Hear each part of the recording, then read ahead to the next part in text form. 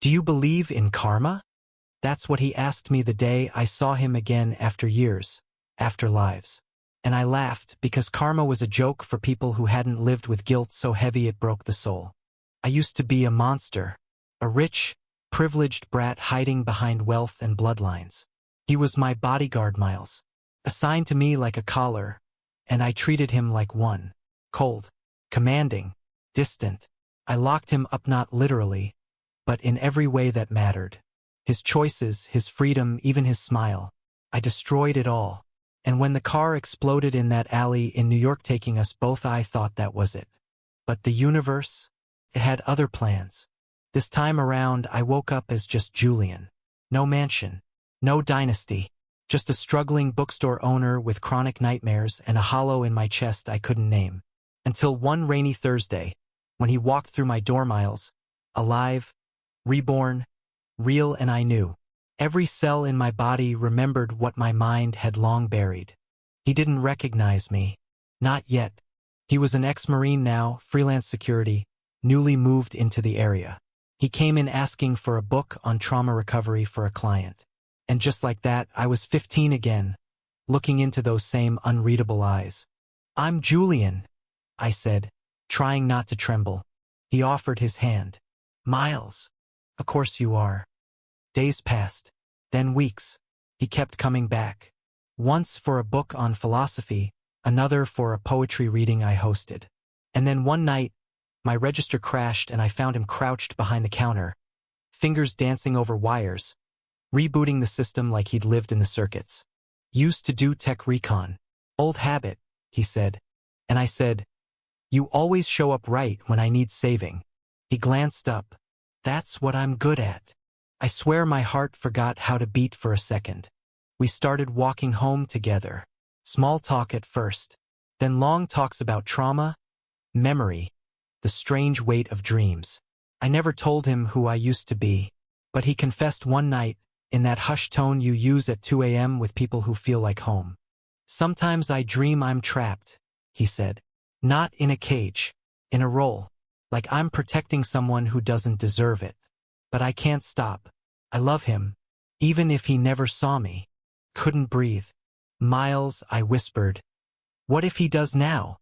He didn't answer, but his hand brushed mine and stayed. It was a quiet, slow fall into something too deep to name.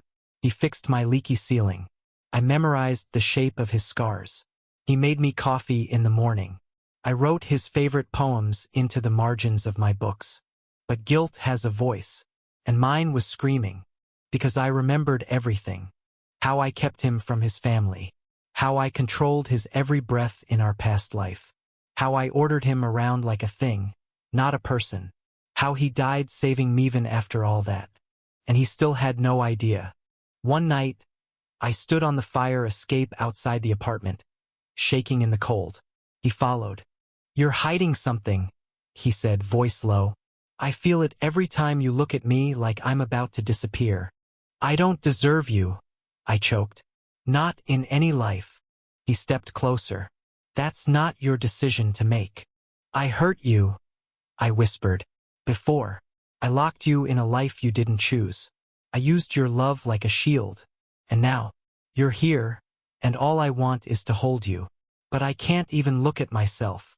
He didn't speak for a long time, just looked at me, eyes glassy in the moonlight. Then, "I remember." I turned to stone.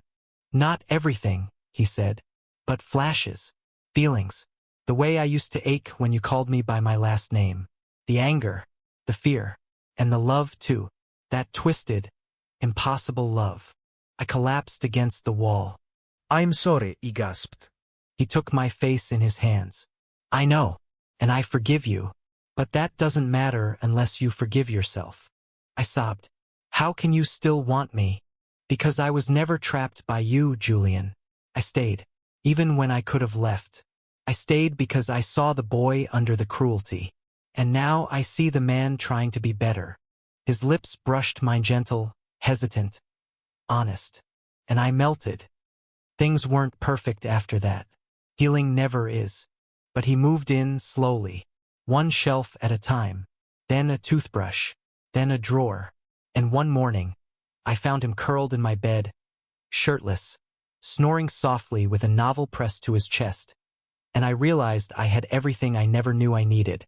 One night, after closing the shop, I found him in the back office, staring at the old security footage. He looked up, sheepish.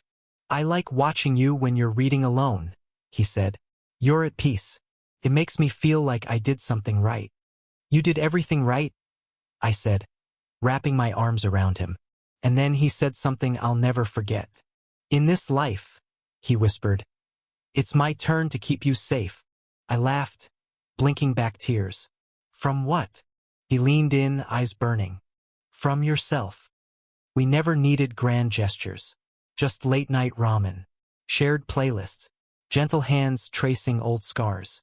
We were quiet love, real love, forged in pain, forgiven in time. And on a snowy evening in December, with fairy lights blinking above the bookstore windows, he dropped to one Nino ring. No speech, just a dog tag in his palm and a trembling smile. "Stay," he said. I did. I always will. Thank you for listening. Don't forget to like and subscribe to stay updated with the latest videos.